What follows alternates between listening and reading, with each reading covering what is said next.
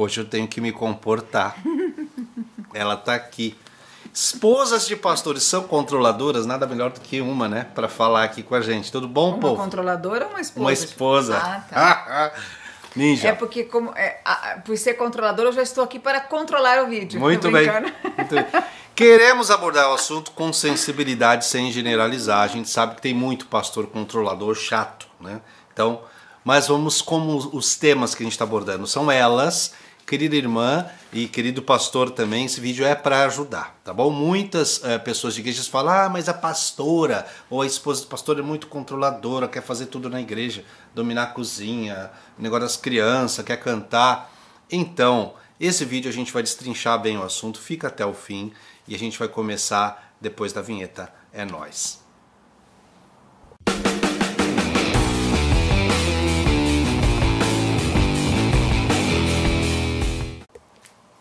Olá, querido pastor, líder de igreja, que bom ter você aqui no canal. Para quem não me conhece, meu nome é Daniel, já fazem 8 anos que nós imigramos do Brasil e viemos para cá. Moramos no sul da Inglaterra e esse canal existe para servir líderes de igreja local como você. E hoje eu tenho aqui a minha querida esposa.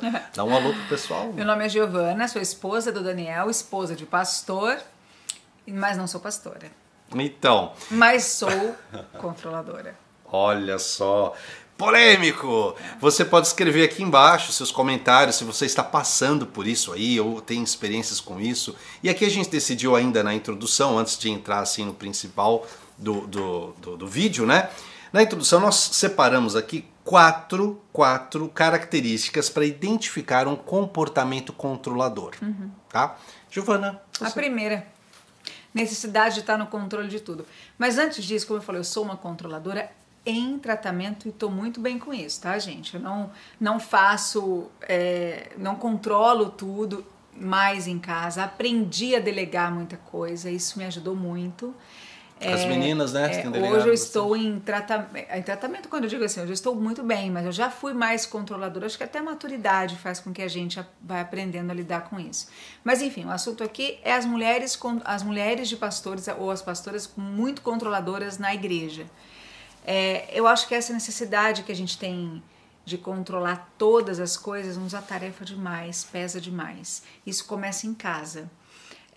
Eu sou uma pessoa que sou esposa de pastor, nós servimos uma igreja na Inglaterra, mas eu, na verdade, não faço tantas coisas aqui como o Daniel. E eu também nunca tive a necessidade de controlar essas coisas na igreja. Então eu não trouxe esse meu lado controlador que eu tinha na minha casa para a igreja, mas eu sei que muitas esposas de pastores fazem isso. E muitas vezes elas não têm controle em casa, mas elas levam isso para a igreja. E outras são muito controladoras em casa e não conseguem não ser em outro lugar. Então na igreja elas vão ser também. E elas controlam tudo, ela quer controlar o grupo de louvor, ela quer controlar a cozinha, o prato que vão fazer para vender lá na cantina depois, ela quer controlar o grupo que cuida das crianças. Então acho que delegar seria uma coisa muito interessante. Importante. Se o seu marido que é pastor está treinando bem uma equipe de líderes, tem que confiar nesses líderes que ele está treinando, deixar com que eles tomem um pouco a frente dessas coisas e delegar um pouco mais, confiar mais nas pessoas e assim você vai se sentir menos atarefada, com menos coisas para fazer. Querida irmã, se isso tem acontecido, escreve pra gente, coloca seu nome, a cidade, o nome do ministério, a gente quer muito interagir. E não que você não possa opinar, não é isso, de forma alguma. A gente está sempre ali olhando, a gente é mulher, a gente tem um olhar super observador, então a gente às vezes vê uma coisa, acho que não vai ficar legal isso, a gente fazer aquilo, mas não é querer opinar tudo, em todos os momentos e para todo mundo. Eu acho que a gente tem que deixar as pessoas também fluírem no que elas querem fazer. Então, primeira característica aqui, ó, necessidade constante, eu tô olhando porque tem que ler, gente, senão eu não lembro tudo. Necessidade constante de estar no controle, certo? Sim. A segunda característica, intervenção frequente em atividades alheias quando não é solicitado. Tá linkado a primeira. Eu até falei um pouquinho disso. Tá linkado a primeira. Que pode opinar, mas às vezes também as pessoas não estão solicitando, elas querem fazer do jeito delas e ela tá ali. Mas isso... É só aqui que acontece isso, aí não acontece, eu sei que não. Terceiro tópico que eu coloquei aqui, olha só. Quer que eu fale o terceiro? Pode falar. Porque eu acho que ele tá perdido, porque como eu sou organizadinha, eu anotei melhorzinho aqui no meu papel, tá mais organizadinho. A gente falou da dificuldade de delegar tarefas, que na verdade não é uma das coisas, tá ligada à necessidade de controlar, né? Mas uma outra coisa que atrapalha muito é a intervenção frequente em atividades alheias. Putz, a gente falou isso também, né? Falou. Depois você corta. Falemos. Você corta essa parte. Não, deixa assim que é bom. Não, Eles gostam, por não favor, gostam. Edito, vai ficar muito relaxo. Fica legal. Não, o perfeccionismo. O perfeccionismo, que aliás é uma das coisas que a gente vai falar depois. O vídeo vai ficar comprido demais. Vamos. Sentimentos de ansiedade? Isso é pesado. Então ouve essa, ó. É que a frase ficou bonita, deixa eu ler pra vocês. Sentimentos de ansiedade ou irritação quando as coisas não acontecem conforme o planejado. Sim. Preocupação excessiva, não tô falando preocupação normal, é excessiva com detalhes mínimos. Uma tá ligada à outra, né? Exato. E dificuldade em aceitar mudanças e adaptar-se a situações imprevistas. Então, essa salada aqui que a gente falou identifica comportamento controlador. Claro que não é só mulher, tá, gente? Muito homem é assim. Mas, bom, a gente já falou na introdução, mas eu acho que a mulher ela é muito perfeccionista. Lógico que, como você diz, homens também são, mas eu acho que a mulher tem essa coisa do fazer tudo certinho, tudo nos mínimos detalhes, aí uma coisinha sai do lugar, e ela entra em estado de irritação, fica chateada, fica nervosa. Agora, você imagina isso quando é passado para a igreja, né? As pessoas, não é todo mundo que trabalha com você, não é todo mundo da equipe que é perfeccionista. Eu não acho errado você querer as coisas corretamente, fazer as coisas organizadamente. Tudo flui melhor quando é organizado. Quando não é organizado, a gente mostra que tem uma bagunça na nossa mente. Mas esse excesso de organização, aí já mostra um problema que você tem que de repente procurar tratar, porque isso talvez não esteja só influenciando o seu relacionamento com a liderança da igreja, talvez seja um problema na sua casa na também, vida, né? Com filhos, com tudo isso. Então eu acho que essa irritação também pode vir à tona quando nada está acontecendo do jeito que você quer. E às vezes o jeito que você quer não quer dizer que é o jeito certo, né? É isso. Gente, assim, esse vídeo não vai encontrar uma solução mágica para um problema. Não existem soluções fáceis para problemas complexos, mas eu coloquei aqui pelo menos 3 coisas para compartilhar sobre raízes de comportamento controladores. Então, por que às vezes a gente é assim, controlador, é viciado em controle e tal? Não é exaustivo, ninguém aqui está falando isso e acabou, mas são dicas. Esse vídeo não vai resolver o problema, mas vai te ajudar. Eu coloquei 3 raízes. Número 1, traços de personalidade. Número 2, experiências passadas. Número 3, inseguranças ou expectativas culturais. Por que a gente acaba sendo controlador, né? Então, número 1, sobre traços de personalidade, eu coloquei perfeccionismo, que a gente falou um pouquinho, né? Pessoas perfeccionistas. Eu acho que... Bom, a gente não é psicólogo para falar desse assunto dessa forma. Mas somos terapeutas psicanalistas. Sim, mas o traço de personalidade, geralmente a pessoa tem esse traço de personalidade. Eu acredito que possa ser algo genético, porque, por exemplo, eu sou uma pessoa que já tive um perfeccionismo mais acentuado. Sim. Só que eu acho que o bacana da vida é você encontrar um equilíbrio. Eu percebi que estava fazendo mal para mim e para quem estava ao meu redor. Então eu fui buscar um tratamento e eu fui buscar melhorar nisso. O meu pai é muito perfeccionista, então, assim, talvez o perfeccionismo de alguém do nosso passado nos influenciou a ser assim, que aí entra como experiências passadas, traço de personalidade vem ou de DNA ou de alguém que você conviveu que é perfeccionista. Por exemplo, eu convivi com pessoas perfeccionistas e controladoras. Eu acho que seria muito difícil eu não ser assim. Só que eu tive a consciência de que eu não quero passar isso para as minhas filhas. Eu não quero que elas sejam assim com os filhos delas. Porque eu sei o quanto eu sofri sendo assim. Então eu acho que é isso que tem a ver, essa experiência passada e traços de personalidade. Talvez você não vai mudar. Talvez você não vai, de perfeccionista, ser uma pessoa que vai relaxar. Não, mas você pode melhorar. Eu acho que vale a pena um vídeo só sobre perfeccionismo. Se você quiser, escreve aqui, porque é um assunto vasto, a gente está só na superfície aqui. Então, o perfeccionismo que leva à necessidade de ordem, organização, tendência a estar no comando das situações. Assim, ó, deixa eu destacar aqui uma coisa, uma frase, ó. O controle pode ser uma maneira de lidar com a incerteza e o medo do desconhecido. Então veja se não é um medo que você tem lá no fundo que te leva a controlar, segurar todas as situações, traços de personalidade. E como você disse, é impossível falar de personalidade sem falar de passado, né? Jesus está no nosso coração, mas nossos avós, nossos pais estão em nossos ossos, meu amigo. Então está lá o DNA dos seus pais em você. Experiências passadas, segundo tópico aqui. Traumas ou até mesmo relacionamentos abusivos. Relacionamentos abusivos podem estar por detrás de uma pessoa controladora, é inconsciente. Por quê? Eu até achei isso aqui interessante, eu anotei, ó. Relacionamentos abusivos podem levar algumas mulheres, no caso, que é o foco do vídeo, a desenvolverem um padrão de controle excessivo como forma de proteção ou defesa. Porque em algum momento ela sofreu um relacionamento abusivo, hoje ela controla tudo, é inconsciente, gente, não é porque quer não. Então antes de criticar aí a irmã querida da igreja, a esposa do pastor, tente entender o que pode estar por trás dessa situação. Amém? Sim. Olha para o irmão do lado e diga que você o ama. Certo? Terceira coisa aqui, ó. Falei traços, personalidade, experiências passadas. Terceiro, inseguranças ou expectativas culturais. O que é isso? Medo de não ser suficientemente boa ou de ser julgada pode levar ao desejo de controlar as coisas para evitar possibilidades de falhar. Sabe aquela pressão de não ser boa o suficiente, não atingir um padrão? Então é uma insegurança. Então a possibilidade da falha me leva a controlar situações. E vale lembrar também que cada um viveu num tipo de lar diferente, né?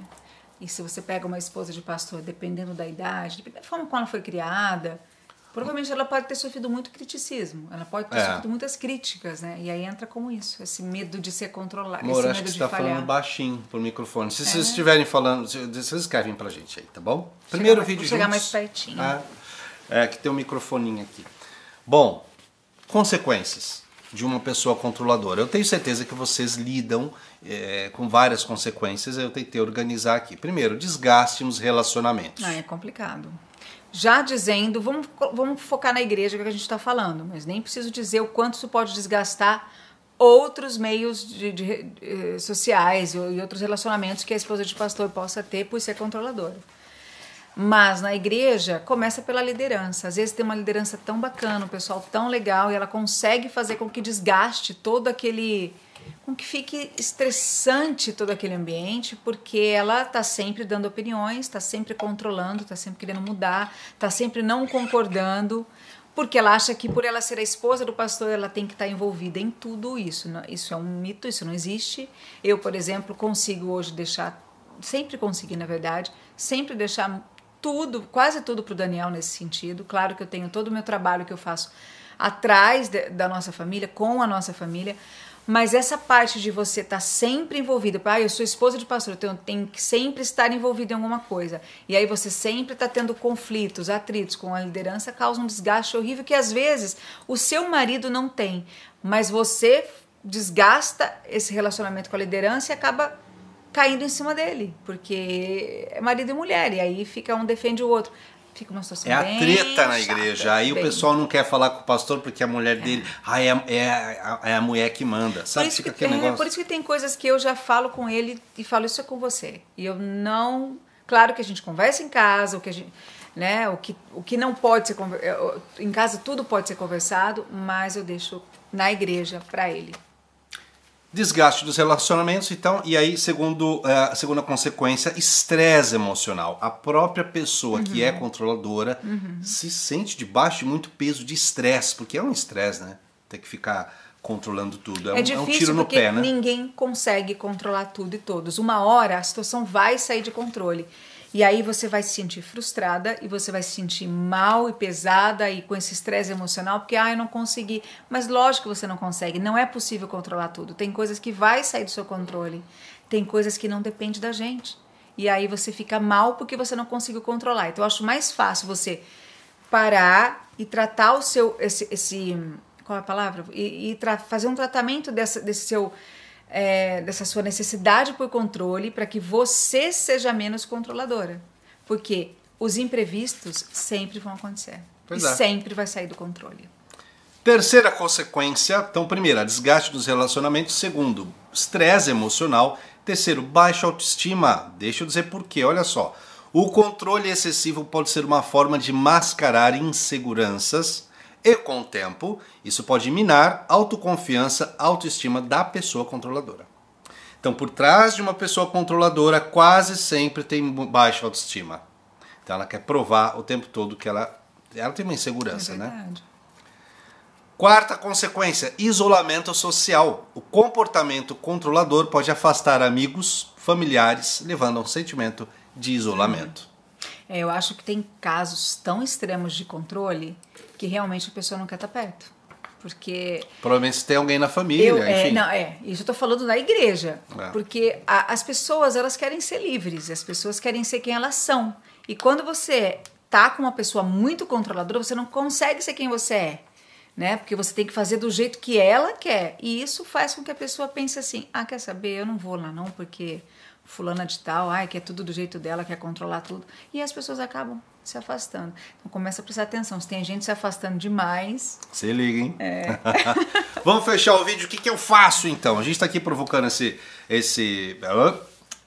assunto. O que eu faço? Então eu coloquei aqui pelo menos 3 coisas. Primeiro, pratique a delegação, delegar, né? Permita que outras pessoas assumam responsabilidades e tarefas. Isso ajuda a construir confiança mútua e reduz a necessidade de controle excessivo. Sim, perceba aí na sua igreja se você tem líderes que estão preparados para assumir algumas coisas. Mas eles não estão preparados. Já é sinal que você está muito centralizador e controlando tudo. Então, não estão preparados? Comece a prepará-los e comece a delegar, né? Mas você não vai conseguir fazer tudo de uma vez. Não, mas comece aos poucos. Não, acho que eu vou deixar essa parte da cozinha para as mulheres, que elas cozinham tão bem, elas conseguem fazer. Eu vou deixar essa parte para elas, eu vou ficar aqui nessa outra do louvor. E vai delegando. Quando você vê, você já está delegando muita coisa, as pessoas vão estar fazendo e tranquilamente tudo vai estar fluindo e você vai ver que não precisam tanto de você em todos os lugares. O maior fazedor de heróis que mais delegou foi Jesus. Quando ele falou, ide por todo mundo e pregar o evangelho, a grande comissão está delegando para a gente. Pensa, Jesus, pode dar errado esse negócio, você tem certeza que você vai deixar esses caras aí pregar? Ele delegou pra gente. Delegue, irmão. Outro vídeo também só sobre delegar seria muito importante. Segundo, estabeleça limites saudáveis. Defina limites claros em seus relacionamentos, deixando claro o que é aceitável e o que não é. Então não precisa sair abraçando tudo, não tem problema nenhum você dizer não, viu? Deus não fica bravo, tá tudo certo. E acho interessante para a pessoa que é um pouco controladora, se para ela é importante falar, eu não gosto disso, gosto daquilo. E para quem também vai trabalhar com a pessoa que é controladora. Por exemplo, eu vou trabalhar com você, eu sou controladora, você não é. É importante você também falar para mim, né, o que você... pôr seus limites, né? Porque depois os conflitos aparecem. E aí, uma terceira dica aqui é o seguinte, você tem que ter autoconsciência. Você não pode derrotar um inimigo que você não define, você não sabe o que é. Se você não sabe que você tem isso em você...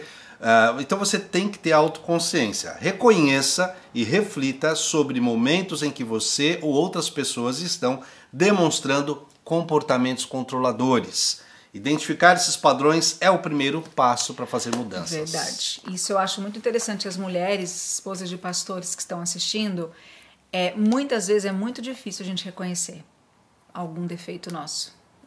Para algumas é mais fácil, para outras não. Mas se você está percebendo que essas coisas, que o seu controle está começando a atrapalhar o ministério até do seu próprio marido, eu acho que talvez seja o momento de você se quebrantar e de você começar a olhar para você e começar a reconhecer esse erro. Reconhecer esse problema que você tem e tem tratamento, e tem solução, e tem muita melhora se você se dedicar para isso. Acabou o vídeo. Queridos, obrigado. Olha, enfrente as sombras da sua alma com a ajuda do advogado, aquele que encoraja, aquele que é presente, que é o Espírito Santo de Deus. Tá bom? Escreva aqui embaixo pra gente, vai ser muito legal interagir com vocês. Obrigado por ter assistido até aqui. E quando o líder melhora, todo mundo sai ganhando.